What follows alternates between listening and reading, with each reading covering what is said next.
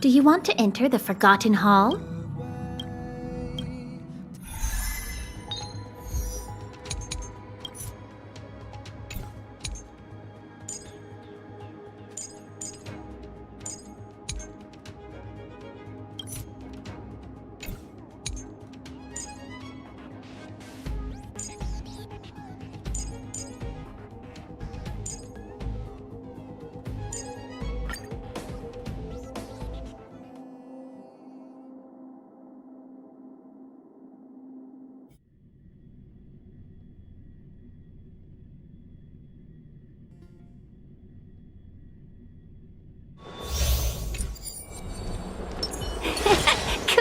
Show your courage. I'm with you. Cool. Glory above all.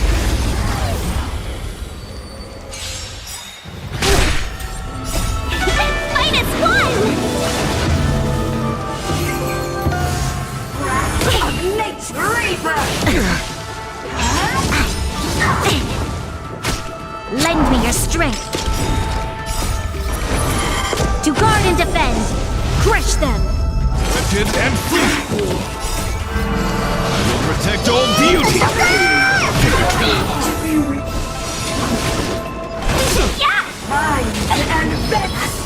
Is that all? Beauty is eternal.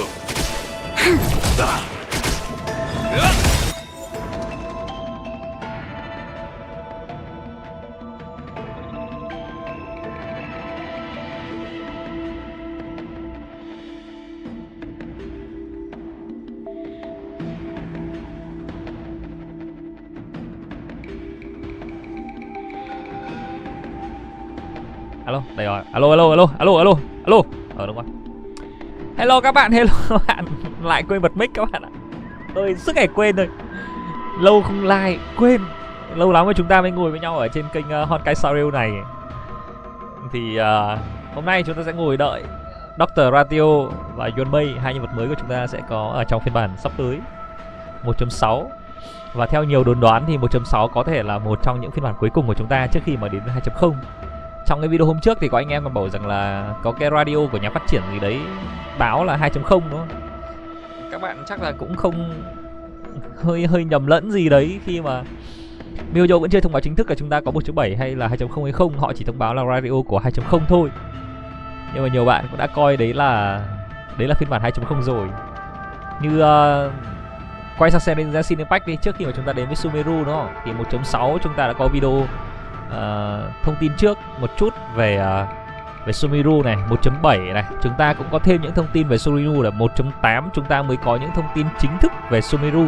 Và đến 2.0 thì bây giờ chúng ta với 1.5 chuẩn bị 1.6 thì Mihoyo mới thông báo về Penacoli đúng không?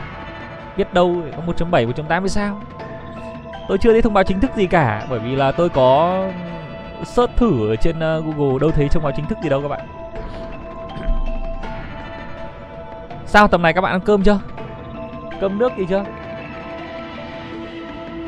Các bạn đợi một chút xíu để tôi share lại cái này lên.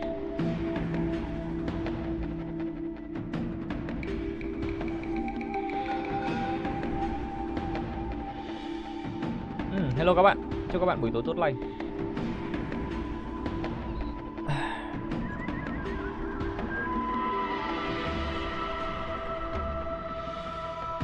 Trong lúc đợi tôi share thì các bạn xem tôi đánh sảnh đường nhé. Tôi đánh sảnh đường dễ lắm các bạn. Tiếp tục chiến đấu ở đâu nhỉ? Đây. A will forged in ice never falters.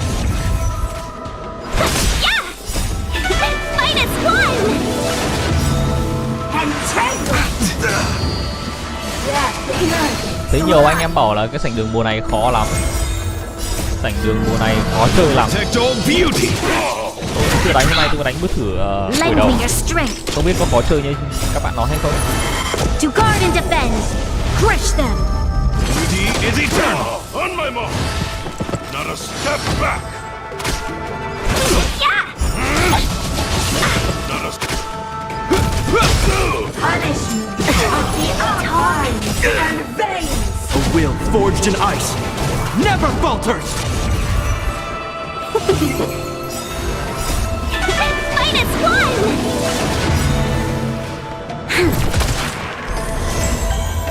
Fortune and fate.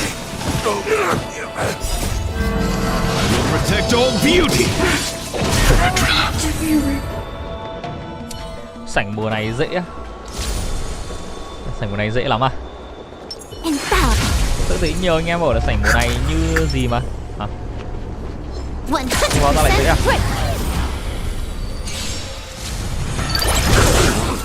Tí nữa khoảng tầm 6:25 thì chúng ta mới có live của Hoàng Cái Sao Rêu nha các bạn.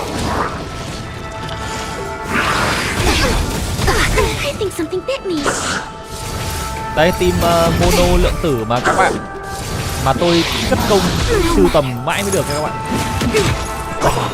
Có Phu Xuân cái, có Sói Bạc cái là team mono lượng tử chơi ok ngay. Là nhân vật của Chile tôi đọc vẫn chưa ngon. Creations. Time for a fun. Disappear among the sea of butterflies. Illusions of the past. Converge and awaken. Cái kênh chat nó có đang rất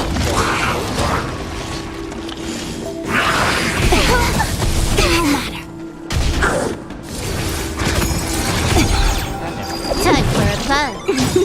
hello các bạn, chào các bạn This is tốt double lành. speed. Lâu lắm mới chúng ta ngủ nhau ở trên.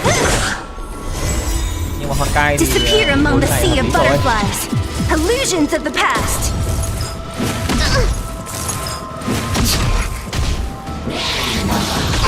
I think something could be. Không tốt cam xuống tí nhá. Đấy. Cam đấy. Đúng rồi, đúng cam rồi.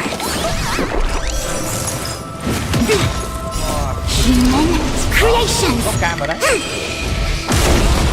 Trong lúc chờ đợi tôi nghĩ là các bạn lên đi lấy cốc nước hay là các bạn đi làm bát cơm thì hợp lý. 6:25 chúng ta bắt đầu live. Còn khoảng hơn 10 phút nữa. Time for a fun. 10 phút nữa chắc tôi đi xong cái sảnh đường nhỉ. This is double speed. Chào tôi chắc xong.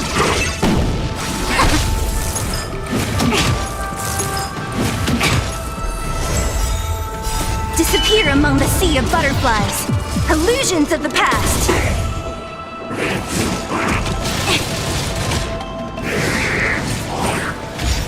Here, try this. Who's next? Time for a fun.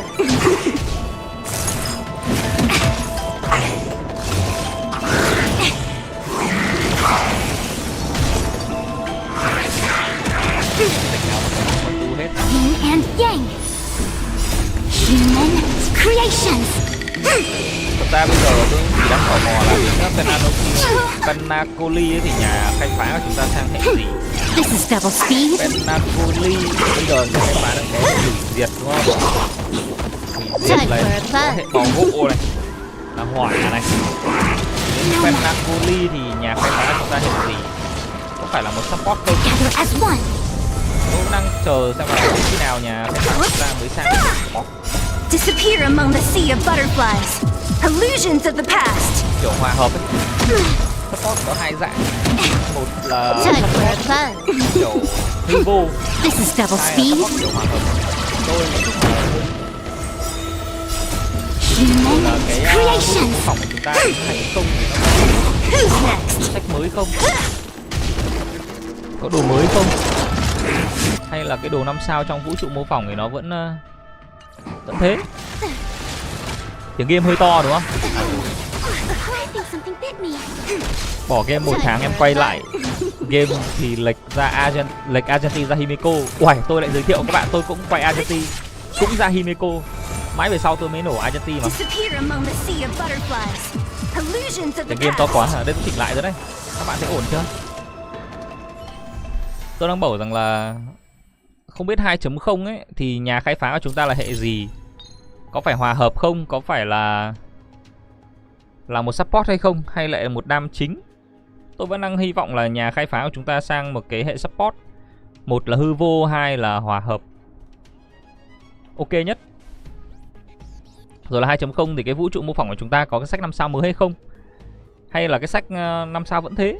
Tôi đang chờ đợi những cái sách 5 sao mới, bởi vì là cái đồ mà tôi tích ấy những cái phiếu công trái hư ta mà tôi tích nó cũng đã được khá là nhiều rồi. Thừa sức đã đổi hẳn một cái đây này, đổi hẳn một cái món 500 mới. Thành ra là tôi đang mong chờ xem là đến cái 2.0 ấy, chúng ta có cái sách của 500 mới vũ trụ mô phỏng hay không.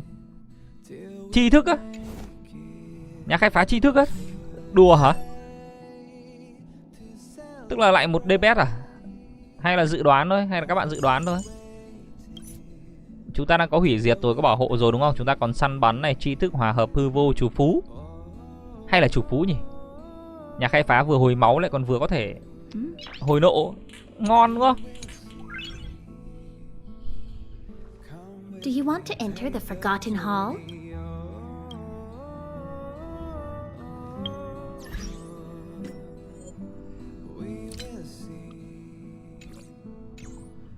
Do you want to enter the Forgotten Hòa hợp Hall? số ảo á? Trời ơi. Hòa hợp nhưng lại là số ảo hả? Hòa hợp số ảo hả? Ừ được. Hòa hợp số ảo. Thế búp nộ là cho đan hẹn ẩm nguyệt quân là ngon này. Búp nộ để cho đan hẹn ẩm nguyệt quân của tôi là ngon này, là 10 điểm này. Xuất sắc luôn này. Argenti tầng dưới. Argenti tầng trên của chúng ta sẽ có là gì ạ? Tầng trên của chúng ta dinh lưu à? Argenti tầng dưới.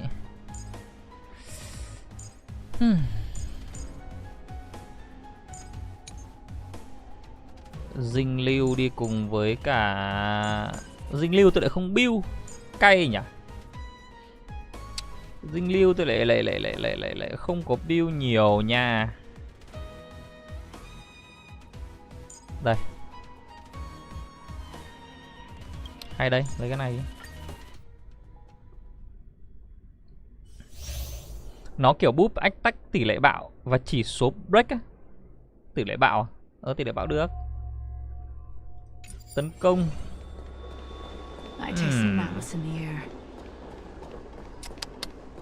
Nó phải búp nộ chứ, phải có búp nộ chứ. Búp ách tách cái tỷ lệ bạo thì nó hơi.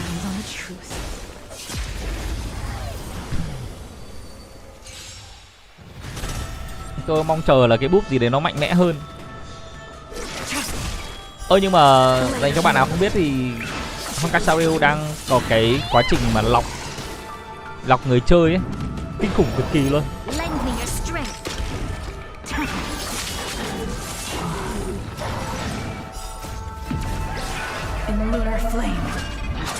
Thì tôi bảo là búp tỷ lệ bạo ngon mà, chỉ là tôi thấy ôi sao dinh lưu của tôi đã hết máu rồi.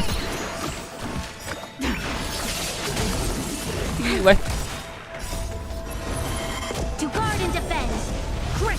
Chỉ là tôi vẫn muốn có một nhân vật nào đấy hồi nộ giống kiểu hua. Hiện tại chúng ta đang có ai ạ? Có tinh Yun này, chúng ta đang có hua này là có thể hồi nộ. Còn nhân vật nào có thể hồi nộ không nhỉ?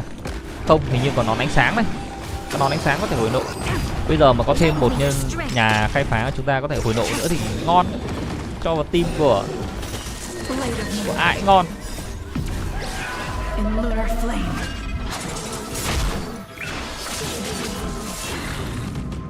Thì bây giờ nhà khai phá chúng ta bao nhiêu nhá? Có 2 hệ rồi, hủy diệt với bảo hộ rồi thì chắc là chỉ còn những hệ còn lại. Có tri thức, có săn bắn, có hòa hợp, có hư vô, có cả chủ phú. Tôi thì tôi đang nhìn đến chủ phú nhiều hơn. Tôi đang hy vọng là nhà khai phá chúng ta vào chủ phú nhiều hơn. Khi mà có thể búp được máu, có thể là búp được nộ. Ngon.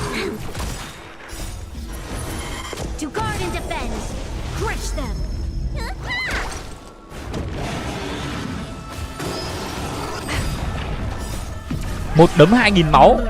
Con này đấm đau vậy. Lạy chúa, một đấm bay mất 2000 khiên của tôi mà. Kinh vậy, kinh dị vậy. Tại sao thấy nhiều hòa hợp? Thì đơn giản là có câu ấy, đó là DPS thì có thể là nhất thời thôi, meta thôi, nhưng mà support thì mãi là bất diệt. Đấy là cái câu mà tôi nghĩ là các bạn cũng đã nghe rất là nhiều rồi đúng không? Hello các bạn mới vào. Chúc các bạn buổi tối tốt lành. Lâu lắm anh ngồi live với anh em ở trên kênh này. Lend me your strength. Nhìn cái trên đi á, nhìn cái trên là cái gì? To guard and defend. Crush them. Nhìn cái trên là cái gì?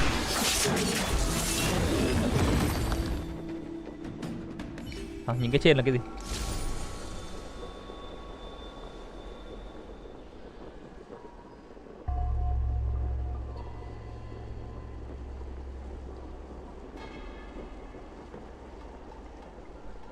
Gacha đi. Ui giời, tôi lại uầy. Câu chuyện gacha nó lại câu chuyện hay này, từ từ để tôi đánh nốt cái này cho các bạn xem. Không biết là các bạn đã quay nổ 5 sao rồi, nhưng mà 4 sao mới các bạn. Ở đây những bạn nào đã nổ 4 sao mới rồi? Có ai nổ 4 sao mới chưa? Tôi quay thêm 7, tôi nổ Argentina nhá. Tôi quay thêm gần 70, hơn 70 lượt rồi. Mà chưa nổ Hanya. Chưa có Hanya luôn. Đấm phắc. Câu chuyện thật ác liệt. Tôi có Argentina rồi mà tôi chưa nổ ấy luôn mà. Chưa nổ Hanya luôn mà. Kinh thật. Tôi mà quay nữa tôi sợ nổ vàng mất.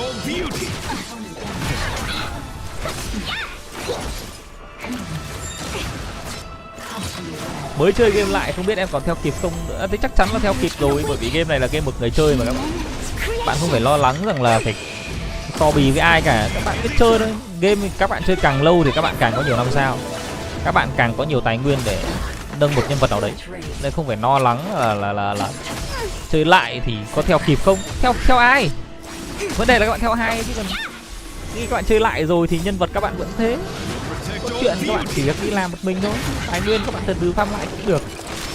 Thực ra các bạn theo ai? Theo làm gì? Mình theo làm gì? Anh ơi em tạch Argentina rồi anh ơi. À ừ, để khi khác reroll sắp tới lấy RIPTIDE hay là lấy Yuan Mei cũng được. Tạch tức là các bạn có bảo hiểm. Bảo hiểm rồi thì anh em mình easy những bạn nữa khác thôi. 32 roll đã ra Hanya. Ủa tôi đang đợi Hanya mà quay mãi không ra, bực quá. Giờ không dám quay nữa, tôi sợ tôi nổ vàng rồi, không dám quay.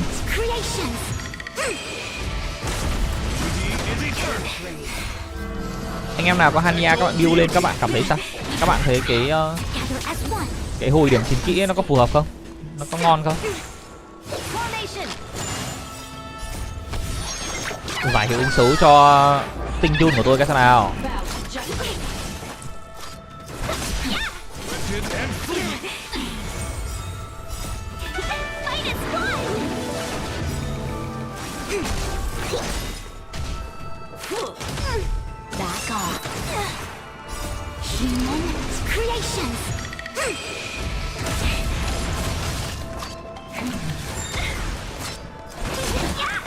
Chuẩn bị có like rồi hả? Đúng rồi, bây giờ cũng bao nhiêu rồi, 20 mấy rồi, 22 rồi, chúng ta chuẩn bị có like rồi.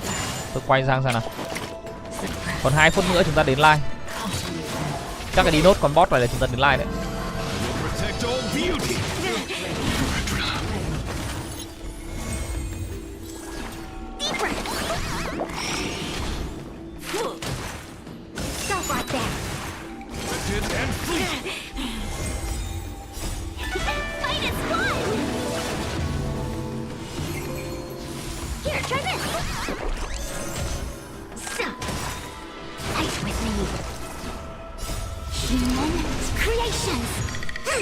Men hòa hợp là có giải hiệu ứng xấu à? Ừ thì cũng được, men hòa hợp không có giải hiệu ứng xấu thì ngon. To. Có được 3 sao? À vẫn được 3 sao. Hợp lý. Tôi nhìn đến vòng 20 rồi mà không biết có được 3 sao hay không. Thôi hy vọng là 1.6 treo máy cho nó nhanh. Treo luôn ải 7 ở đây thì mình đánh 3 ải cuối là xong. Vũ trụ mô phỏng chúng ta có thêm 2 tầng mới. Đây tôi cho các bạn xem này cái lịch sử tôi quay này. Tôi quay mà chưa nổ Hanya luôn. Chi tiết nhá. Lịch sử nhá. Các bạn nhìn này. 1 này. Tôi quay được 70 lần rồi. 10 nhá. 12 này. 60 này. Đây. Tôi quay được 63 lần rồi mà chưa nổ Argentina. Chưa nổ Hanya luôn. Đợi mãi cô nàng này về để lấy cái điểm búp ấy. Xong rồi là cho vào team của Đan Hen ẩm Nguyệt Quân. Mà còn chưa nổ. Dỗi thật sự. Thôi trong lúc chờ đợi thì chúng ta qua bên like xem nào. Ô vẫn chưa thấy like này. 25 rồi mà chưa thấy like này. Anh ơi, theo anh thì nên đợi gần hết banner quay Argentina không hay là đợi banner sau? Đợi gần hết banner. Thường thì tôi khuyên các bạn rằng là cứ cái banner phase số 2 ấy, riêng phase số 2 thì các bạn đợi gần hết banner, sau đó các bạn quyết định sau. Bởi vì gần hết banner thì chúng ta sẽ biết thêm rất là nhiều những thông tin về nhân vật mới. Lúc đó thì các bạn quyết định là mình quay hay không cũng chưa muộn. Và thường khi mà các bạn đã quyết định đợi được đến những ngày cuối cùng của cái phiên bản đấy rồi ấy, thì các bạn sẽ skip luôn để sang phiên bản mới. Nói thật, kinh nghiệm từ Jansin này. Tôi đen thôi đúng không? Đen mà. Hania. Nếu mà tính ra có Hania ở trong team nhá, thì team đan hen ẩm nguyệt quân của tôi ngon luôn. Đan hen tôi đồ thì chỉ số nó như bíp thôi, nhưng mà tôi vẫn thích chơi đan hen bởi vì đan hen của tôi C2 mà. Đồ tôi vẫn chưa có đồ ngon. Chứ xả đâu ra đồ ngon cả. Bao giờ tôi xả ra đồ ngon nữa, xin lỗi đi. Xin lỗi cuộc đời đi các bạn. Đan hen này đi cùng với cả ai ta? Đan hen đi cùng với cả đấy, Bronya, xong rồi thêm cả Hania này, cuối cùng là thêm một cái khiên, đấy khiên của Phú Xuân. Là xong, là nhẹ nhàng, là easy, là ngon lành canh đao. Tuyệt vời luôn. Ôi tôi còn có cả nón nữa này. Búp luôn vào.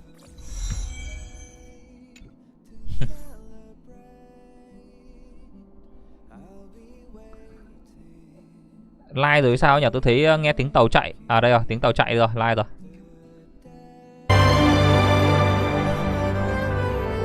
Tôi tắt tiếng ở trong này đi, xong rồi tôi chuyển màn hình cho các bạn nhá. Các bạn đợi tí nhá.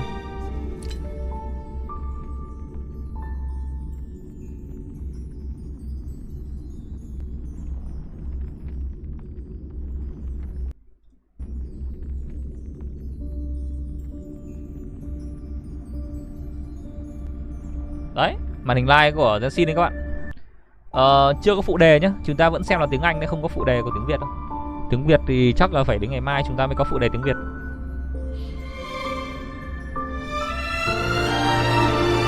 $120 lần ra Hania.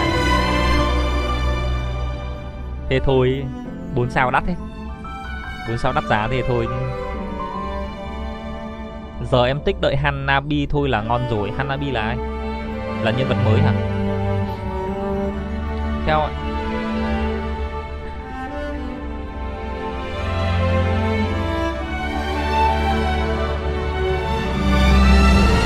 em thì có Hu. À thì cái nhân vật tại sao mà tôi không quay Hu? Không phải là tôi không muốn quay, tôi cực kỳ thích Hu luôn. Và sắp tới nếu mà Hu quay trở lại trong phiên bản 2.1 sắp tới đấy, thì chắc chắn là tôi lấy Hu. Nhưng mà tại sao mà đợt vừa rồi tôi không quay? Bởi vì là tôi bắt buộc phải để Ngọc ánh sao lại để quay Argentina. Đợt tôi chơi server test ấy thì tôi quên không quay cái video của Argentina, mà tôi chỉ quay cái video của Hu thôi. Và lúc đó thì lúc mà tôi muốn quay của Argentina ấy, thì nó lại hết đợt test mất rồi. Tôi lại hết cái tư cách để vào đợt test, thành ra tôi không quay được của Argentina. Vì vậy bây giờ để làm nội dung cho các bạn về Argentina, tôi bắt buộc phải có Argentina đúng không? Thì thành ra tôi bắt buộc là tôi phải skip Hu để lấy Argentina ở ạc chính, ạc ngoài đời ấy. Ạc real của tôi này. Thế nên là tôi không, ạc real tôi không có Hu. Chứ nói thật là tôi thích Hu hơn nhiều chứ. Nếu mà để chọn Hu với Argentina tôi chắc chắn là lấy Hu chứ. Argentina tôi có quá nhiều đam chính nên tôi đâu nhất thiết phải lấy thêm đam chính làm cái gì đâu các bạn. Thật đấy. Cứ thấy bây giờ quái nó có những cái điểm yếu kiểu vật lý các thứ đúng không? Mình cho cái tầng bên trên mình đi team Cele, team lượng tử ấy, có sói bạc 4 lượng tử là bút rồi, chắc chắn các bạn có điểm yếu của lượng tử rồi thì các bạn đâu cần phải có Argentina vào trong team là quái. Các bạn nhìn cái team của Argentina vừa lấy đi đấy. Đó, team lấy đi Argentina mà đi cái phòng 6, phòng 7 thôi mà đến 20 round mới qua. Còn 20 round mới qua gọi là xít soát được 3 sao. Thế nên là có nhiều cái chứ chắc là đam chính nhiều đã ngon. Nói thật, tôi đã có quá nhiều đam chính.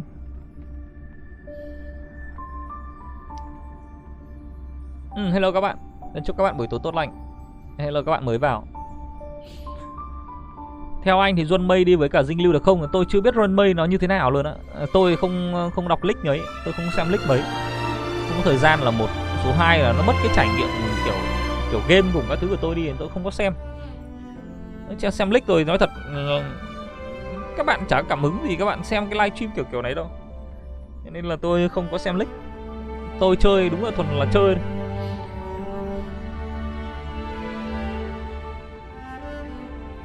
Hania thì build sao vậy anh? Hania thì tôi sẽ build theo hướng nạp nhiều hơn. Hướng nạp nguyên tố nhiều hơn. Cách build của tôi thì nó giống với cách build mà được đề xuất ở trong cái bản beta test. Beta test của 1.5 mà tôi được chơi thử. Thì trong đấy MiHoYo họ build sẵn cho Hania như thế nào. Bởi tôi sẽ build thường là build như vậy. Build theo như vậy. Bởi vì như thế nó rất là basic ấy. Rồi ok, chúng ta đến với cả livestream này các bạn. 3 Genius Society members at the same time? I knew this interview was a bad idea. Mr. Screw'em, member 76, sophisticated mechanical aristocrat and renowned leader. Not to mention, the savior of inorganic life throughout the universe. He's as sharp as they come. He'll recognize my brilliance in an instant. Now, if I can just get him to recommend me. And his astonishing wisdom in the field of broadcasting has been duly recognized by Noose themselves. Ergo, the Genius Society hereby confers upon Mr. Owlbert the title of Member 85. Member 81, Yuan Mei. She seemed like a kind and hình như là ông Cú này, ông ấy đang giới thiệu những thành viên của hành tinh của cái gì nhỉ? Của thiên tài à? Hiệp hội thiên tài hay là cái gì tôi quên mất rồi nhỉ? Albert asks bad questions. This little bird has an active imagination. Quit daydreaming! The program is about Đúng rồi, câu lạc bộ thiên tài. A trailer or something? Đang giới thiệu rồi sao ấy? Thì Yuan Mei của chúng ta cũng sẽ là một thành viên của câu lạc bộ thiên tài.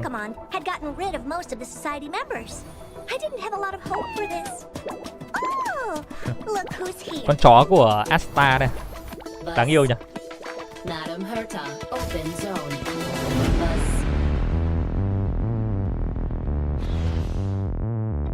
Class 1 clearance zone. Permission status.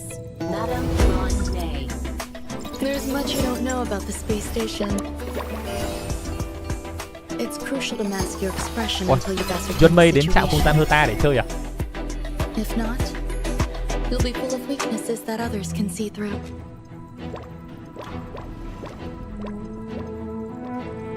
A genius move. And how will you counter Ủa, ai đây? Ai đấy? À, RIPTIDE.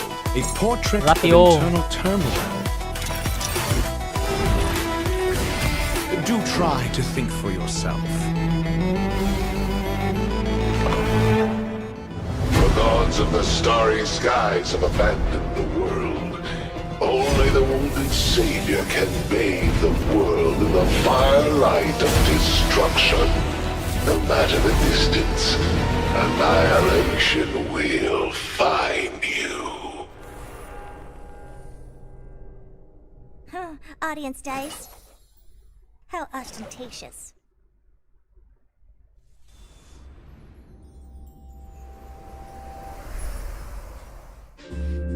Ôi, vừa vào chúng ta đã đến code đầu tiên rồi. Tôi đọc code cho các bạn ghi lại nhá. Code 1 7 SC 9 SC PCG 5 CRUT. Code 1. Đấy, tôi đọc cho các bạn ghi vào nhá, các bạn nhớ ghi nhá. Đó. Chào sân với cái code với cả hình ảnh của của Yuan Mei. Được phết nhỉ? Tôi tưởng là Yuan Mei phải đến Shinzo hay đến một con thuyền nào đấy, hóa ra là chúng ta là gặp Yuan Mei ở ngay cái tàu của Herta. Trạm không gian Herta.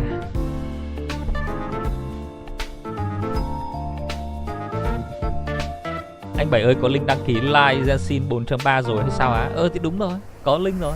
Mai làm video.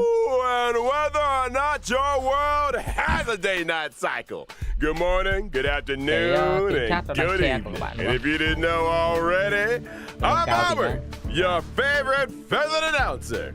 Welcome to the version 1.6 Crown of the Mundane and Divine special program. On today's program, we're bringing together three intellectual heavyweights from none other than the Genius Society. Oh, why don't you introduce yourselves? Madam Herta, care to kick us off? Whatever. Herta here. Madam Herta, we said, remember, enthusiasm. Seriously? Fine.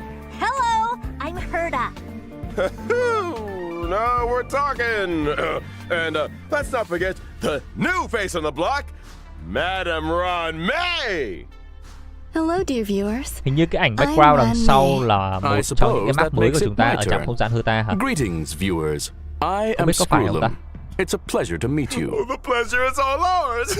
I never thought I'd be interviewing all three of you at the same time. I guess the great Noose must have finally recognized my potential. Don't get ahead of yourself. This is a scheduled space station visit. Lucky for you, we had time for a show. Or, to put it another way, participating in your program was a way of maximizing the utility of our itinerary.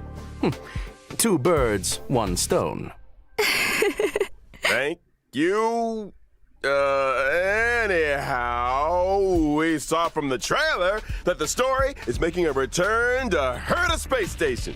Intelligence available for release in the case chúng ta đến với cái thông tin đầu tiên về cái map mới. Has commandeered one of the space station zones for biological science mới ở trong không gian Herta.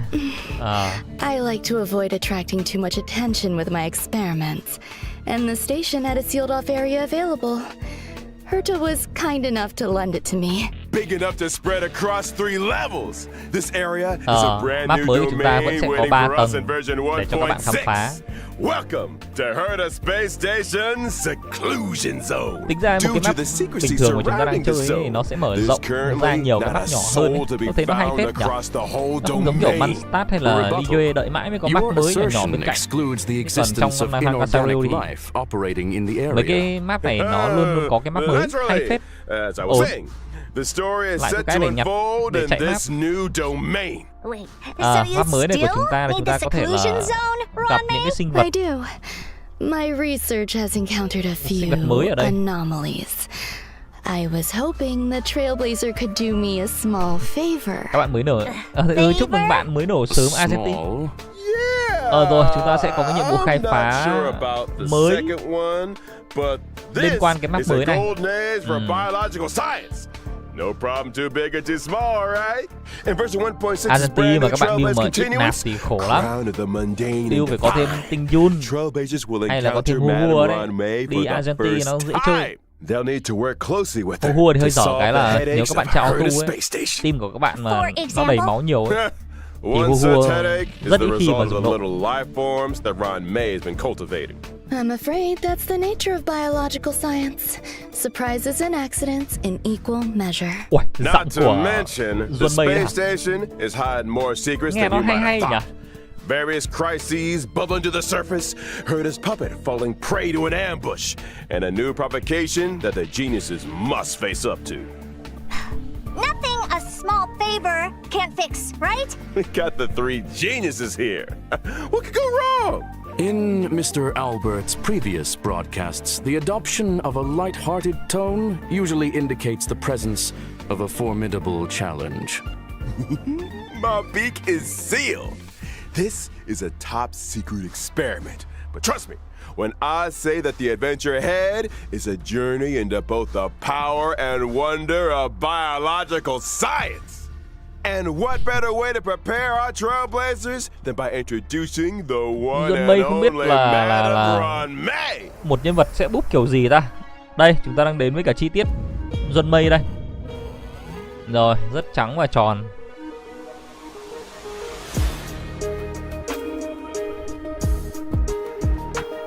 Búp kiểu gì đấy? Có một cái vòng sáng này. Đi dưới mặt nước đánh đàn này. Hoa rơi đầy trời. Hoa anh đào. Madam Bút Yuan cái gì Mei đây? is an ice type character following the path of harmony and member 81 Đây là hệ of the băng này. Genius Society. Hòa hợp From the hệ very băng. beginning, her research has sao. focused on biological science. That's right. Biological science is a boundless field. I rarely have time for leisure. Uầy, giọng của Yuan Mei And nghe khác despite nhỉ? being one of the founders of Nghe the thích simulated phết nhỉ? universe, I seldom step up to the plate. Madam Yuan Mei, I was curious. Is there a story behind your name? My name? My parents organized themselves into a flat hierarchical structure. My name is simply the combination of their surnames. Fascinating. What a spellbinding tradition. I believe you may be laying it on a little thick, Mr. Albert. Are you hoping for something in return? Who wouldn't hope for a blessing from Madam Yuan Mei? Trailblazers agree with me. Then let me remind you that a genius's blessing isn't always a result of generosity Nhanh and lên, không kindness. phải giới thiệu cốt truyện của Yuan Mei đâu. Nói Aren't luôn you về kỹ năng supposed đi to xem be nào. intelligent? Tò mò You tell quá. me. Búp cái gì? Many Có hồi độ không? individuals have a hidden Hay là side. búp Ergo, như thế nào? Trailblazers encounter with Yuan Mei Bây giờ ấy, nhân vật mà May đang hot hold bây giờ thì nó phải có khả năng gọi là Spoiler vừa búp atomic độ, clock. I think it's time vừa we búp took a tỷ look lệ, vừa búp at tấn what công, this elegant scholar can vừa do búp on the battlefield. kháng Don't you? My xóa hiệu basic ứng xấu. attack, threading fragrance, Đánh deals thường đây, ice đánh damage thường mấy to nhân a vật, single đánh thường một target. mục tiêu. While my skill, string sing slow swirls, can increase the weakness break Đánh thường efficiency mục tiêu of búp và búp cái all gì đây? allies. There's also my ultimate, petals to stream, repose À, and cái dream, đi trên mặt nước ở nộ này. which creates À, a field. Only the most beautiful field I've ever seen. để I tiếng work a Thái bar, thì madam. bộ để tiếng gì đấy mà tôi Field, đọc sao đọc allies được? experience an all-type resistance penetration increase, and when breaking an enemy's weakness, Đâu xem nào, they xem có afflict them with a cái mark. gì nào? This mark is triggered on the enemy's next action, prolonging their weakness break state. À, hoa anh delaying đào. their action and inflicting them with additional sát thương hoa anh ice đào. damage. You have a knack for Ah. exploiting an enemy's weakness, Yuan Mei. I'll say, and we didn't Nghiên even cứu về mention trình her tự gen. technique, À, Silken Serenade, which allows the kỹ. team to automatically trigger an effect equivalent to her skill at the start of the next à battle. vào búp luôn. In the simulated universe, thì búp when cái gì Yuan mới Mei được chứ nhỉ? possesses Silken Serenade, and when an ally attacks a simulated universe enemy, the battle is entered as if the enemy's weakness was attacked. The attack ignores weakness types and can deplete da. the toughness of all enemies. Ui, bí kỹ đang Breaking to a vậy. weakness can trigger the weakness break effect that corresponds Vãi to thật the bí kỹ, búp attacker's bí kỹ bên own ngoài xong rồi type. vào đổi nhân vật Not đánh only vào cái là that, đam to vậy á. in the simulated universe, for every blessing possessed, the toughness reducing 99 damage of the viên đam current của attack Hua. is Kinh increased. vậy. An Sợ vậy. extra additional ice Là sao? damage is dealt. Lạ thế. Well, very good. Sounds to me chưa like thấy- you have an interest in testing Chưa the hiểu rõ lắm simulated cái bộ skill universe. của Yuan Mei gì After cả. Trailblazers get to know Yuan Mei, another scholar with connections to the Genius Society Hoa mận will be hả? Cái này là appearing hoa mận hả? in this À. Trailblaze continuance. Oh, I assume you're referring to the gentleman with the alabaster head. Classic Mr. Scrollum. Able to see the gentleman behind the mask. Gentlemen, my foot! Herta, you're being a little harsh. Sounds like you two are well acquainted. Without further ado, allow me to introduce him. Rồi chúng ta đến với cả nhân vật mới tiếp theo, Dr.Ratio. Ôi táo rơi vào đầu ạ. Trời ơi, vâng. Hay quá. Animation là con táo rơi vào đầu nha các bạn.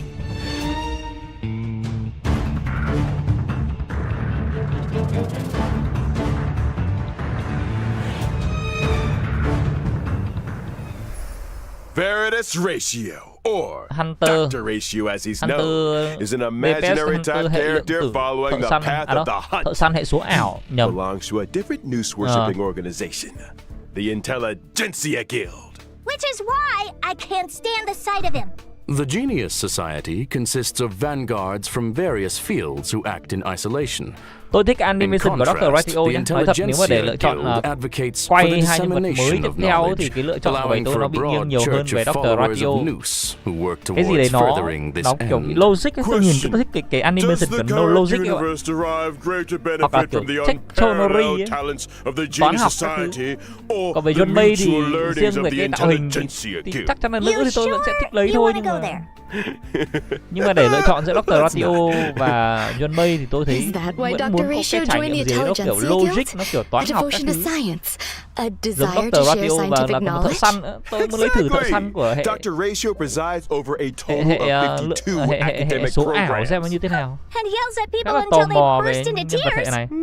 Strict teachers make for good students, and any student who makes it to the end of a program will be an expert scholar in their respective field. And an emotional wreck. Ignorance is an Đến kiểu tầm như bảy tôi chơi rồi thì cái việc mà lựa chọn giữa đam chính hay là hòa hợp không quá quan trọng. Bởi vì việc cho auto mà đi qua được sảnh đường thì cũng không cần thiết lắm là phải bắt buộc có nhân vật đam chính hay là bắt buộc có nhân vật support để đi qua sảnh đường nữa. Mà tôi sẽ lựa chọn theo cái sở thích cá nhân nên giống kiểu mình thích logic thì mình có thể mình lấy nhân vật có tí logic, hay là mình thích sắc đẹp thì mình lấy nhân vật có sắc đẹp, kiểu vậy. Thì tôi bảo các bạn rồi là nhiều khi các bạn đến một cái tầm các bạn chơi đủ lâu rồi thì cái việc lựa chọn nó không quá quan trọng đâu. À đây rồi, đánh thường. Rồi, đánh thường là đánh một mục tiêu thôi. Okay. Intellectuals enjoy persuading others with quotes. I think Dr.Ratio takes that to mean hitting people with them directly. Cái gì? Kỹ năng nguyên tố à? Sao lại có cái ký hiệu toán học ở trên đầu các con quái kia? While his talent, cogito ergo sum, may trigger him to launch a follow-up attack after using his skill. Kỹ năng nguyên tố là đánh một mục tiêu. Rồi, ok. Nhưng mà có sát thương kèm theo sau nha. Rồi, ok. Có sát thương theo sau nữa. Đây là nộ này. Three-step paradox. Nộ là thả cái tòa tháp xuống. Và cho cái tháp ấy đổ vào người con quái. Nhưng mà chỉ là một mục tiêu thôi. Ra vậy. Wise man's folly. When a target with Wise Man's Folly is attacked by an ally of Dr.Ratio, he launches his talent's follow-up attack against the target. Đòn đánh theo sau. Nhân vật phát động đòn đánh theo sau là Ratio sẽ đánh thêm à? Đây là bí kỹ à? Tạo ra cái bức tượng bên cạnh. Quái nó sẽ đánh cái bức tượng. Rồi, ok. Bức tượng của ai đấy? Ôi, nhiều bức tượng thế. Tức là tạo ra những cái bản sao của bản thân đúng không? Để cho quái đánh vào, giữ quái. Hay đấy, cái này hay đấy.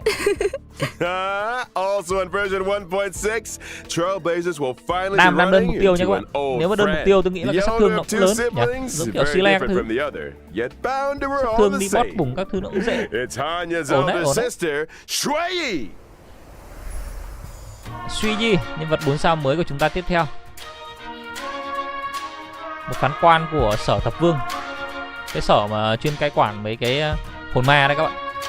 Dưới.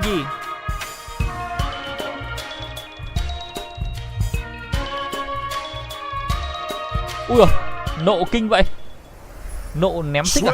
is a quantum type character following the path of destruction, whose original body was replaced long ago with a permanent puppet system. The system was constructed for Shui Yi on behalf of the Ten Lords Commission. The commission agreed that for every culprit Shui Yi apprehended, she would be rewarded with a half-day's wingspan. Quinh que là tri thức hệ lượng tử, thích chơi mấy cái trò kiểu đỏ đen.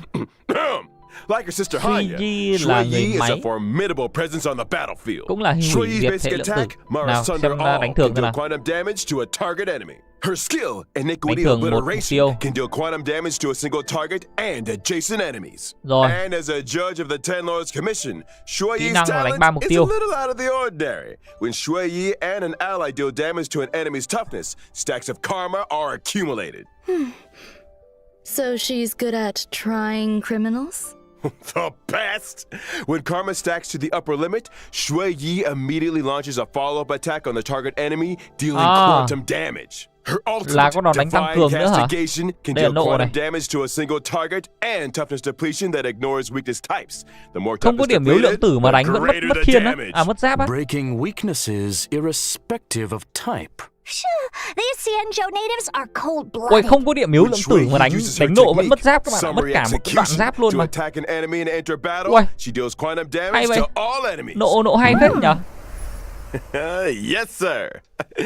It's time We talked about Nộ là version không có điểm yếu lượng tử 1.6 vẫn as đánh mất được banners. cái điểm During yếu the luôn mà. first phase of version 1.6 À đây in rồi, the banner của character chúng ta đây, event phase số 1 warps, flow triptych, and a lost là soul. Yuan Mei đi cùng với cả Trailblazers nhân can vật mới obtain the limited Suy 5-star characters Tinh Jun Yuan sẽ nằm trong Mei banner này. and Blade, Ok. respectively.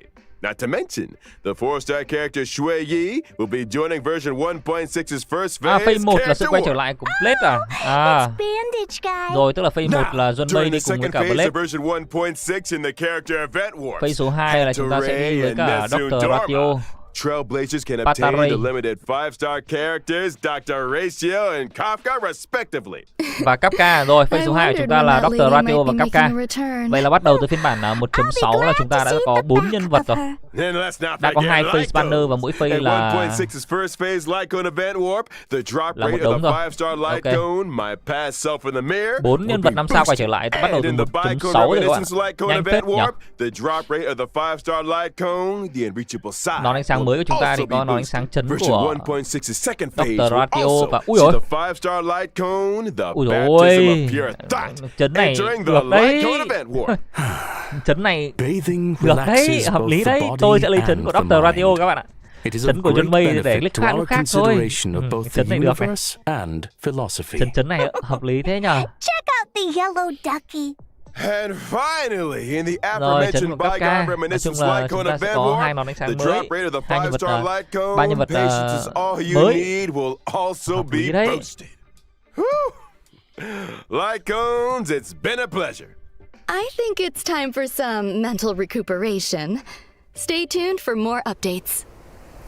Rồi chúng ta sẽ đến với cả những cái update tiếp theo sau khi mà nhập cái code số 2 này. Code số 2 phải tôi lên tôi ghim cho các bạn nhá. Thế nào? Code 2 QT RT NC3 LU 9 UX. Ok. Code 1. Tôi không nhập luôn đâu, tôi phải đợi tí nữa. Tí nữa tôi làm video các bạn thì tôi mới nhập.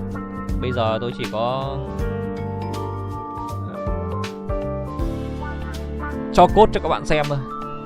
Thế vậy là chúng ta có một support mỗi Yuan Mei thôi.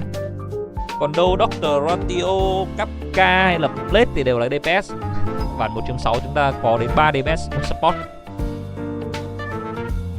Yuan Mei à? Có lên quay Yuan Mei luôn không nhỉ? Welcome back, Trailblazers. Now Tôi that sắp we've nổ nó mới có introduced lên our quay new characters, Yuan Mei luôn it's không cơ. time to delve deeper into version 1.6. First up, something that's about to make a big splash on the space station. Rồi, boss mới Space Station này. Chạm không gian.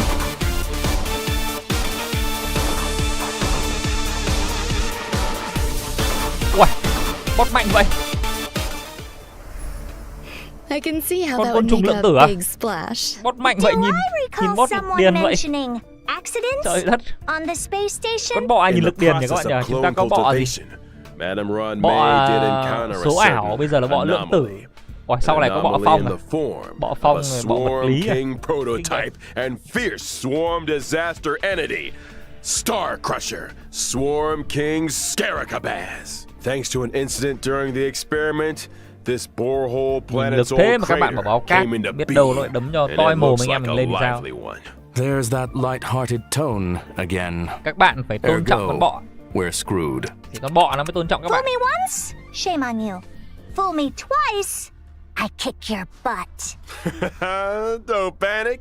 Madam Yuan Mei has shared with Đẹp nhở? us one Con of bọ her mới research này papers. lượng tử nhìn đẹp đấy, nhìn nó phát sáng các thứ.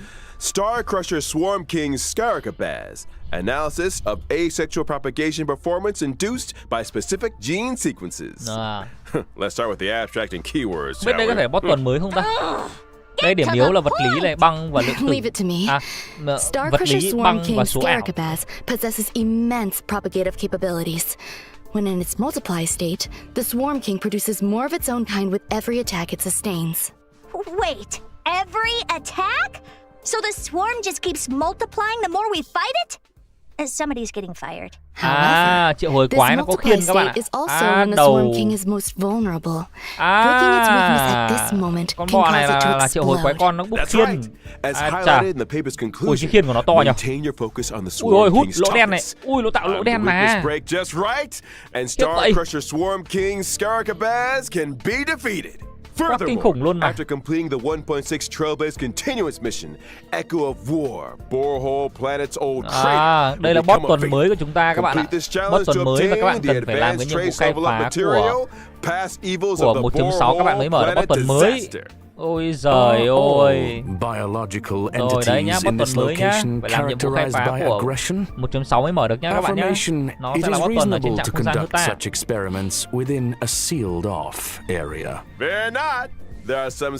Vậy là chúng ta có boss tuần của Long Tôn này, boss tuần của ai ta? Đến event rồi các bạn. Chúng ta đến event rồi. I'm counting on you, friends. There won't be any accidents or anomalies this time. Hình như đây không phải là event chủ đề hay sao nhỉ? Event này nó chúng ta chỉ nhìn qua cái chỗ vườn sinh vật ở trên trạm, chỗ nghiên cứu của Yuan Mei.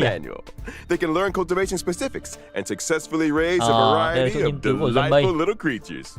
Seeing these little critters explore and frolic through the cabin is enough to put a smile on the face of every trailblazer. Affirmative. It results in gratifying emotional and physical responses. Conclusion, a profoundly ingenious construct. Aside from the normal varieties, the cultivation process might even result in mutations and special breeds. And just between us, during the event, trailblazers have the chance to transform into and experience what it's like to be peppy. Hay thế nhờ. Interesting. Peppy luôn. Maybe I should lần add đầu a được giả lập làm chó. feature to the simulated Tôi đã hóa chó lúc nào không hay. Speaking of the simulated universe, event số 2 của chúng ta là event vũ trụ mô phỏng vàng và trang bị. Version 1.6 will add another event này thì các bạn có thể nhận update được to cái the bộ điện tạo simulated rồi. universe with brand new DLC, Golden Gears. Có cả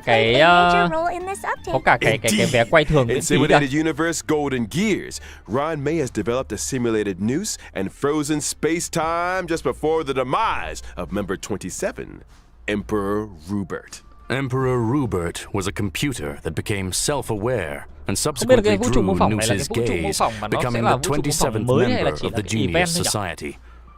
It proclaimed itself Emperor and initiated the widely known Machine Empire crisis, the First Emperor's War. The war serves as an excellent historical source for Ionic research. This latest update adds the path of erudition and daringly experiments with separating dice from paths. Nó nằm luôn ở trong cái phần vũ trụ mô phỏng luôn các bạn ạ. Ôi sao lại có quần lót kìa? By collecting Trailblaze secrets, you can unlock even more dice face effects.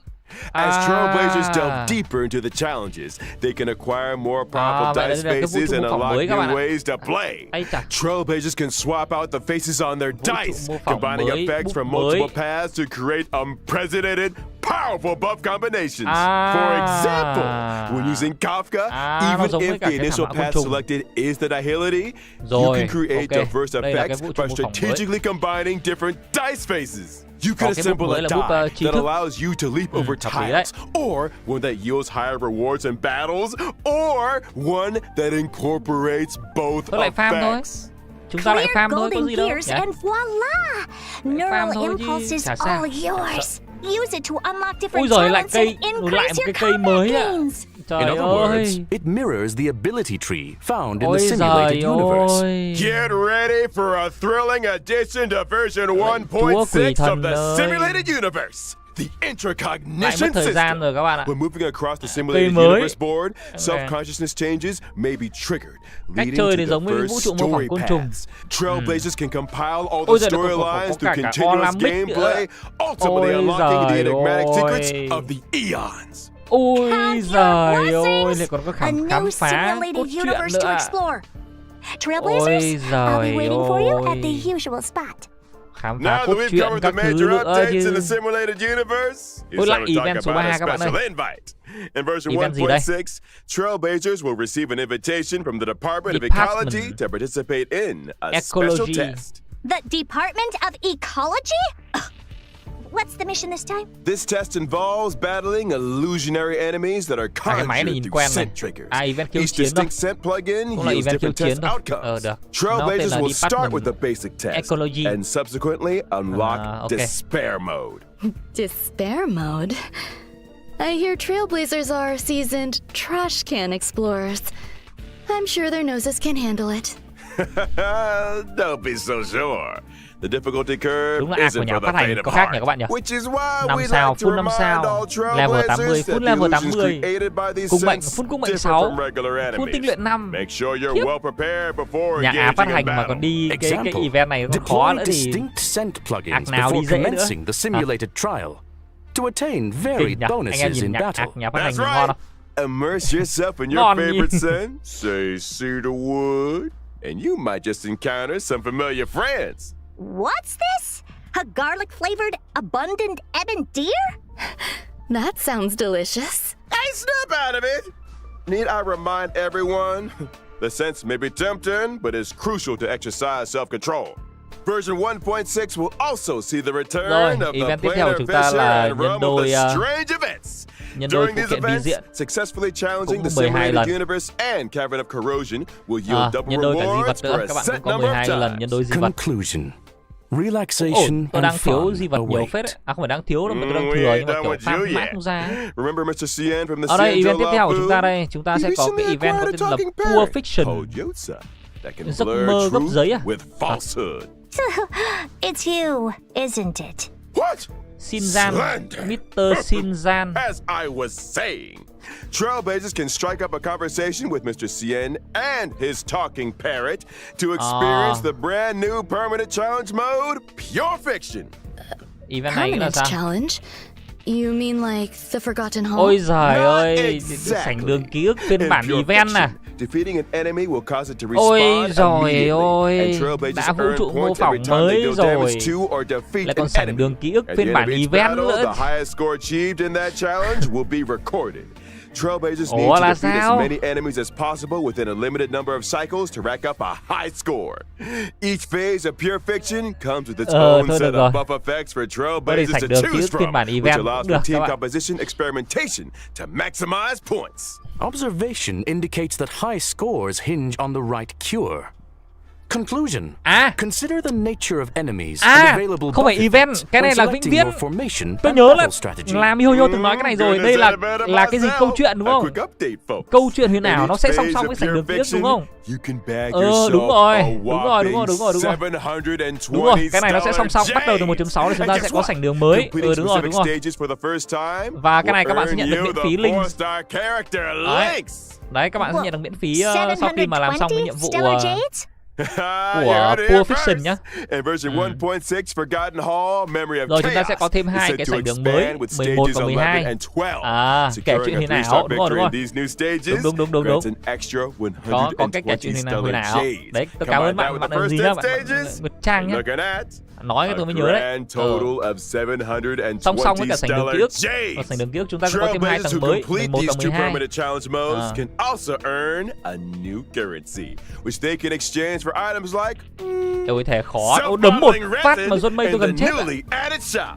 Sounds neat. Ông nào đi 3 sao đấy? But À, are nhà phát hành thì Trailblazers 6 giờ 5 seriously hết thì expected nói to làm take on gì. more permanent challenges each time there's a new version?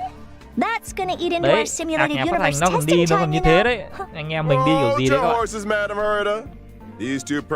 Đấy, các bạn nhìn thấy cách thiết kế chưa? Bây giờ là nó không chỉ là 2 tuần trong một sảnh đường nữa mà chúng ta sẽ có 6 tuần trong một sảnh đường. Rồi là cái kể chuyện huyền ảo đấy cũng sẽ là 6 tuần luôn. Mỗi một cái mùa event nó sẽ cách nhau 2 tuần. Cái này tôi đã giải thích cho các bạn ở trong một cái video riêng rồi. In which case, Cái này nó giải each thích cho các bạn version ở trong một contains video 3 riêng rồi. such updates, meaning that Trailblazers can obtain a maximum of 2,160 stellar jades across the Forgotten Hall and Pure Fiction events. In addition, the availability of each phase of Memory of Chaos will be extended from 2 sảnh weeks 11, 12 to chắc nó 6 khó weeks. rồi. This means that when a new Làm phase sao of mà Memory nó of Chaos dễ starts, được the nữa. previous phase will still be Các bạn sẽ available. cần phải có một The same C6 is 1 giờ also 5 true chuẩn. of Pure Tôi nghĩ là các bạn Fiction. cần có một C6 chuẩn đấy. Trailblazers Các will bạn have nên more nghĩ xem time là to một nhân vật plan nào their mình đầu character tư leveling chỉ and để to đi sảnh đường, experience chỉ để cho auto challenge sảnh đường đi. You got Cho nó it. dễ chơi. And I Tôi almost xác định forgot đấy, đan about hẹn ở một quân của tôi chắc chắn là sẽ another C6 significant new trước. feature in version Sẽ là 1.6. E6 trước. Get Rồi làm ready gì for thì the làm. Forgotten Hall auto clear function. After the 1.6 Rồi, chúng ta sẽ update, có cái Trailblazers can directly challenge the nhanh sảnh highest đường. memory Tức of là các bạn chaos có thể stage they là previously cleared with đi 3 ở stars. phòng 7 luôn, chứ Upon không phải đi từ achieving a 1 lên 7 3-star nữa, mà các bạn đi ở phòng 7 victory, luôn. they instantly receive Sau đó các bạn đi 8, all 9, 10, 11, rewards 12. from the preceding stages. Just heads up, Các bạn đi that phòng 7 stage xong là các bạn 7 nhận is toàn bộ currently quà the của các highest phòng dưới. stage that Trailblazers can start their challenge. Whoa! In other words, as long as I've achieved a 3-star victory in stage 7, and Phòng I 11 attain the mà same Yuan Mei nó victory đứng in một any phát, given Forgotten Yuan Mei Hall gần Memory chết. of Chaos Quá kinh update, khủng. I can get my hands on rewards for the previous 6 Đấy, stages? các bạn đi ở phòng 7 cái các bạn nhận toàn bộ Another quà ở phòng dưới luôn. trailblazer time saver, it would seem. Các bạn chỉ That's việc đi not từ all. 7 lên 8 The lên 9 lên 1.6 10 lên 11, update will 12 thôi. further improve the user friendliness of the team setup in the Forgotten Hall. As Trailblazers progress through stages in Forgotten Hall Memory of Chaos, the team setup from the previous stage will be carried over by default.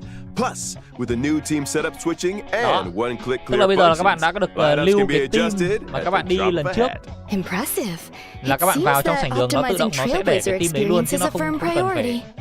các bạn không cần phải sắp team lại từ đầu nữa. Cái này rất là And guess hay, what else? nhàn cho các bạn. Version 1.6 will also ease the completion difficulty of daily training, allowing Trailblazers to claim rewards with less effort.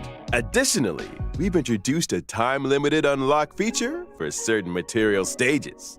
This might require further explanation. Cái gì đấy? Simply put, even if Trailblazers haven't Unlock explored for the latest limited maps, là như nào? they can still challenge certain material stages to gather leveling Limited time nghĩa là gì materials các for bạn their nhỉ? characters. Tức là thời gian giới And hạn hả? of course, where would 1.6 rồi, event be tiếp theo của chúng without ta là the các bạn sẽ có 10 cái vé ever-exciting quay check-in miễn phí event? ở trong phiên bản Participating này. in the Gift of Odyssey event Ô, allows Trailblazers to get their Hua hands phiên bản này của chúng ta on 10 có awards. 10 vé quay miễn phí không nhỉ? I Hình như là think không the đúng không? Trailblazers will be looking Có không ta? forward to this one. Indubitably. I saw it coming. Alrighty. It's that time already, folks. A big shout out to all our Trailblazers for their À có hả? incredible love and Bản này mình support. cũng có 10 vé quay miễn phí Podcast đúng không? Star Rail recently garnered được, incredible được. awards Tôi and tưởng- nominations. On behalf Tôi of the chắc là tôi nhận project rồi, tôi quên team, đấy. I, Albert, would like to extend our gratitude. Pardon the interruption. You are now speaking with Ủa, Veritas giọng Ratio. của Dr.Ratio nghe It nó has kiểu come nó to già my dặn nhỉ các bạn nhỉ? attention that your broadcast Tôi today nhìn mặt nó trẻ touched mà. on certain Mà giọng nhìn già ward dặn thế. arrangements in connection with myself. Ủa, If I may be so bold, the current arrangements are pitiful. Dr.Ratio! The dissemination and sharing of knowledge, as well as truth, is imperative. I, in my esteemed capacity, demand that every Trailblazer be given access to a proper education. When version 1.6's Pantaray event warp becomes available, every Trailblazer who has unlocked the mail feature shall receive, via mail, one limited 5-star character Dr.Ratio. That is to say, me. Through sheer tyranny of will, I shall become ubiquitous. With this, I bid you farewell. And there we have it, folks. The esteemed Dr.Ratio nói Dr.Ratio. là trong phiên bản 1.5 chúng ta sẽ có cái gì? I think we've covered all the content Năm for version sao là- 1.6. Thank What? you once again to our 3 geniuses Lấy for miễn their phí support. 5. But don't Khoan go đã. anywhere just yet now. Cái gì cơ? Stay Tôi đọc tuned nhầm là for an anh em mình có miễn phí IPM bonus program. Dr.Ratio á. Here comes Sunday. Thật đấy. I thought it Đúng was không? Friday Đăng nhập today. để lấy Question. 5 sao miễn Does phí the Radio đúng không? IPC not rest The at the fuck? weekend? Thật luôn đấy. That's 2 full days of simulated Oh my universe god, testing. lad. Trailblazers? Oh. You know what to do. Oh, I'm not talking about the weekend, Hả? y'all.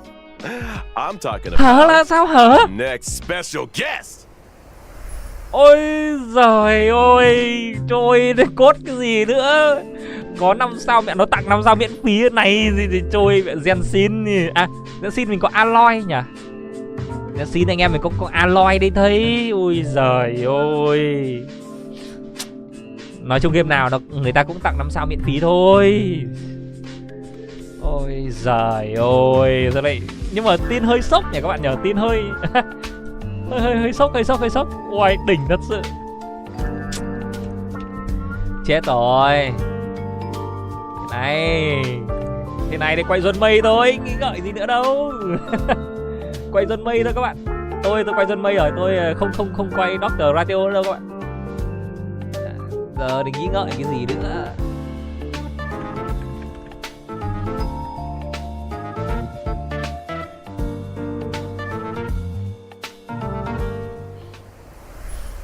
Ladies and gentlemen, good evening and welcome to. Chả có điều kiện gì cả, nó bảo các bạn là đăng nhập vào nhận miễn phí mà.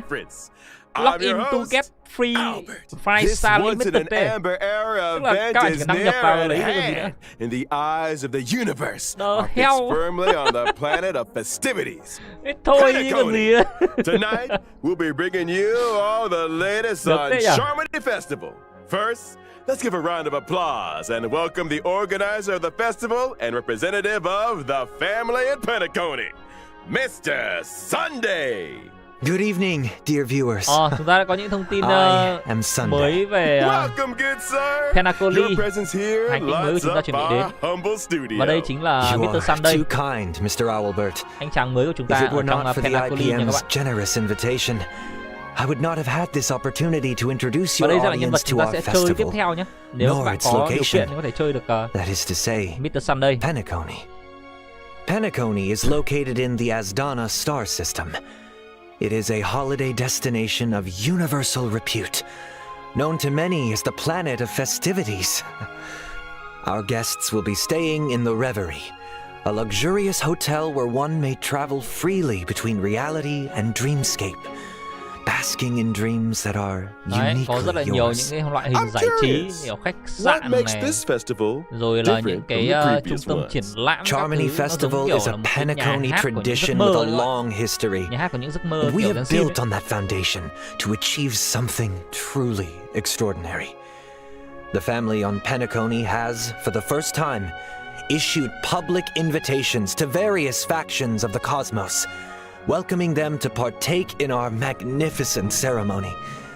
Members of the 5 great families, which together make up the family on Penacony, as well as staff members of the Reverie, are united in welcoming the universe to our home. Rumor has it that your sister, đấy, hy vọng rằng là chúng ta có thể coi Penacony là như nhà của mình vậy. Nói chung là Penacony thì nó giống như một cái nơi ăn chơi rồi. Robin will be singing at the opening of the festival in honor of the Eon of Harmony. My sister has already arrived in Penacony, and dress rehearsals are well underway. Các bạn ạ. 1, 2, 3, 4 Our guests are in for quite the show. Miss Robin's participation will undoubtedly make the ceremony all the more dazzling. Mr. Sunday, would you be able to divulge any details about the festival's preparations? All manner of preparations are unfolding as we speak. The Reverie's renovation works are drawing to a close. 1.7 không, Misa lại ở Penacony thì nó lại là chết rồi. Separately, we have introduced performers and service personnel from the Iris family to Penacony's principal scenic areas and leisure facilities. I'm sure they will help our guests to feel right at home. Needless to say, safety is our primary concern. And so, the devoted and courageous Bloodhound family will be responsible for security at the festival. Danger does not exist in Penacony's dreams, and the family promises that the safety of every guest is guaranteed. Thế vậy là Of chúng ta course, chuẩn bị the đến với cả family is 2.0 rồi các also bạn. forgiving. Perhaps you are a member of the Annihilation Gang, or even the Stellaron Hunters. Sam. If you cherish dreams Sam and hình như là người ở trong cái hội của Kapka đúng không? Sam à? Since issuing the invitations, we have received many replies from various organizations throughout the universe. Today will be the first time có rất là we nhiều are nhân vật mới sẽ publishing xuất hiện ở the trong guest list. Penacony 2.0 nha các bạn nhé. All in the service of the preservation. Bảo hộ này. Bảo hộ cái gì đấy? He's an executive from the IPC Strategic Investment Department and a member of the legendary Ten Stone Hearts. Mr. Adventuring. Explore, understand, establish and connect.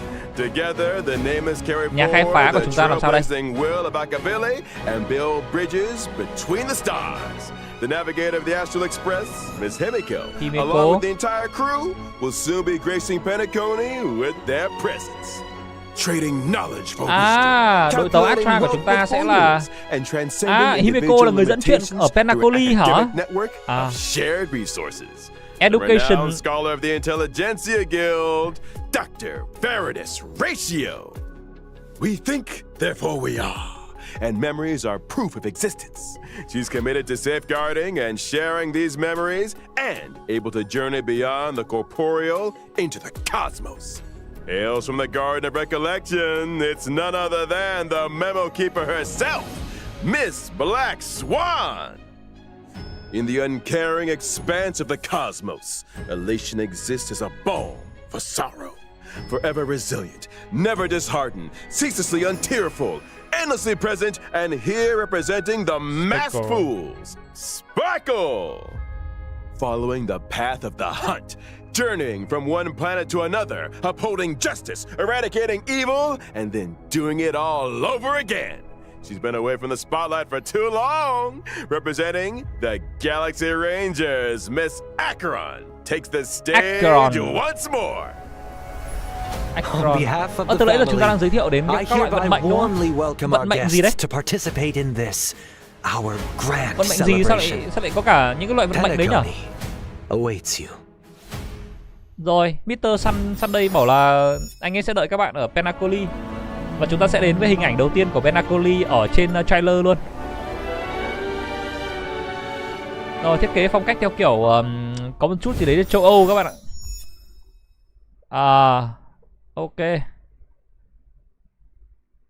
Ôi, hết rồi à? Ôi, xem chưa đã gì cả. Ôi giời, xem chưa đã gì cả. Được free 5 sao. Tức là vận mệnh kèm chấn hay là sao? Las Vegas đúng không? Đấy đấy. Tôi cũng đúng Las Vegas. Đúng tròn. Bạn này dùng đúng cái thành phố đúng rồi tròn. Đầu tôi mường tượng ra ra châu Âu nhưng mà thực tế này phải dùng từ là Macau hoặc là Las Vegas. Tròn đấy.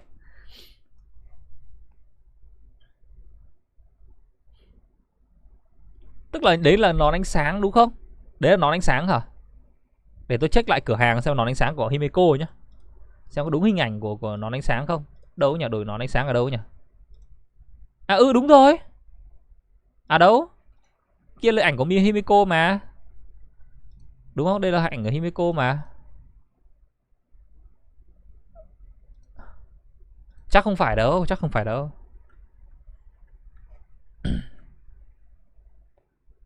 Mấy ảnh lúc nãy là chấn á. Chấn là thay cho cửa hàng hay là nhỉ? Đau đầu thế nhờ. Bây giờ phải ngồi đợi cái bản dịch, tôi lại xem lại bản dịch một lần nữa cơ. Tức là thay cho cửa hàng à? Hay là thay cho cái gì?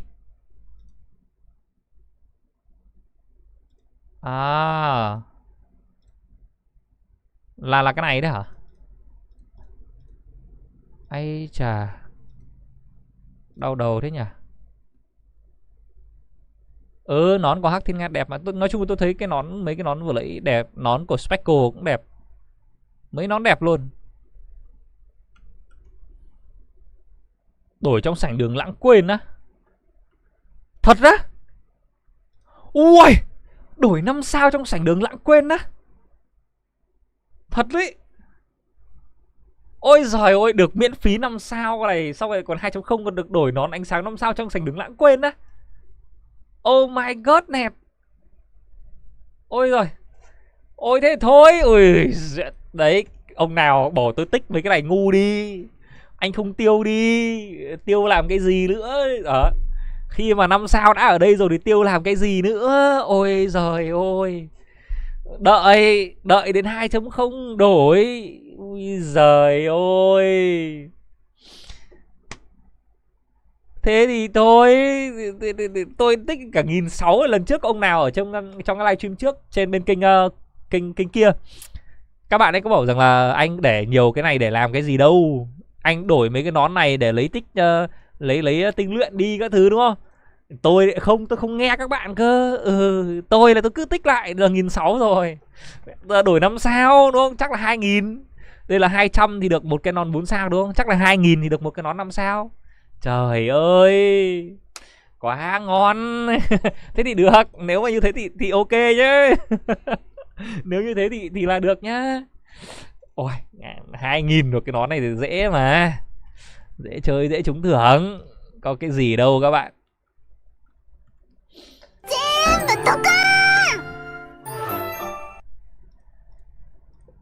Ôi tóc tai mà rũ rượi thế nhỉ. Sau khi mà chúng ta đã có những cái thông tin về Penacoli này, rồi là thông tin của Dr.Ratio miễn phí ở phiên bản sau đúng không? Thì thôi, đến lúc chúng ta phải nói lời tạm biệt với tất cả các bạn rồi. Và hy vọng rằng là chúng ta sẽ có một cái buổi đếm ngược đến 1.6 bùng nổ. Tôi sẽ gặp các bạn vào buổi sáng ngày hôm đấy. Tôi chắc chắn là quay Yuan Mei rồi, bởi vì tôi đã có Dr.Ratio miễn phí. Thì cần gì phải quay ở đâu. Ngon luôn. Thế nhá. Rồi bây giờ thì cảm ơn các bạn đã theo dõi. Bảy xin gửi lời chào. Và anh nghĩ là Dr.Ratio có mạnh không khi được free á? Có chứ. Alloy mạnh không nhỉ? Alloy mạnh mà. Alloy cũng mạnh. Nhưng mà Alloy không có cung mệnh. Còn Dr.Ratio là có cung mệnh. Thế nhá. Bye bye. Chúc các bạn tối tốt lành. Chúc các bạn có giấc mơ đẹp. Cảm ơn các bạn đã theo dõi. Bye bye. And see you again. Bye bye. Bye bye. Bye bye. Bye bye. Tạm biệt nhau đi. Bye bye. Bye bye. Bye bye. Ôi ôi ôi.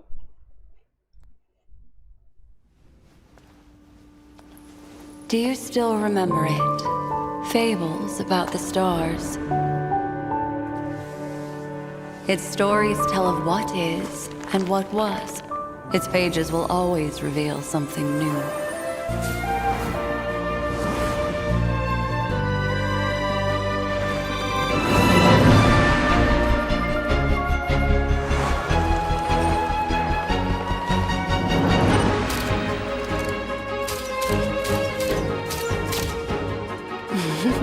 Those are unforgettable memories, but they are only a beginning.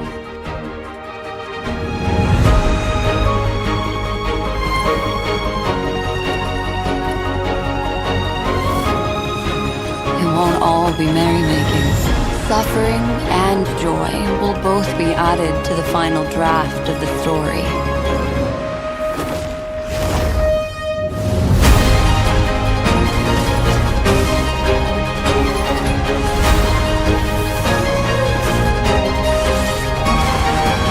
The path of the Trailblaze will continue.